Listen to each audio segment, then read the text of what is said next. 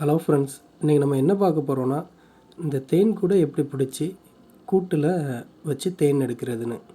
இப்போ பார்த்தீங்கன்னா, அந்த தேன் கூட இந்த மாதிரி கொஞ்சம் கொஞ்சமாக லேயராக எடுத்து முதல்ல தேன் கூட்டில் வச்சுட்டு திரும்ப கொஞ்சம் கொஞ்சமாக அந்த தேனீச்சியை பிடிச்சி பெரிய கூட்டில் கொஞ்சம் கொஞ்சமாக விடணும்.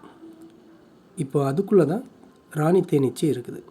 இந்த ராணி தேனீச்சியை கண்டுபிடிச்சி மெதுவாக எடுத்து இப்போது நம்ம கூட்டில் விட்டோம்னா கூட்டில் எல்லா தேனீச்சிகளும் கொஞ்சம் கொஞ்சமாக அங்கே போயிடும். இப்போ இங்கே இருக்கக்கூடிய எல்லா தேனீச்சியுமே ராணி தேனீச்சியை பிடிச்சி கூட்டில் விடும்போது அங்கே போயிடும்.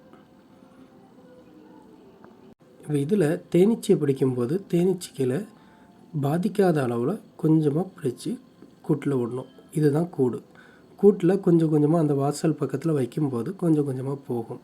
இப்போ எல்லா தேனீச்சியுமே பறந்து கொஞ்சம் கொஞ்சமாக அதுக்குள்ளே வந்துட்டுருக்குது. இப்படியே கொஞ்சம் கொஞ்சமாக நம்ம எல்லா தேனீச்சியும் எடுத்து விடும்போது எல்லாமே அங்கே போயிடும். இப்போ இது எல்லாமே எடுத்து விட்ட பிறகு நம்ம தேன் கூடு இப்படி தான் இருக்கும். இந்த தேன் கூட்டில் மேலே இருக்க மூடியை மட்டும் ஓப்பன் பண்ணிச்சு. இப்போ அதை க்ளோஸ் பண்ண போகிறோம். க்ளோஸ் பண்ணி பிறகு பார்த்திங்கன்னா மேலே மழை தண்ணி படாத அளவுக்கு வச்சு ஒரு 30 நாளைக்கு ஒருக்கா நம்ம தேன் எடுத்துக்கலாம். என்னோடய வீடியோ உங்களுக்கு பிடிச்சிருந்தா லைக் பண்ணி சப்ஸ்கிரைப் பண்ணுங்கள் ஃப்ரெண்ட்ஸ். தேங்க்யூ.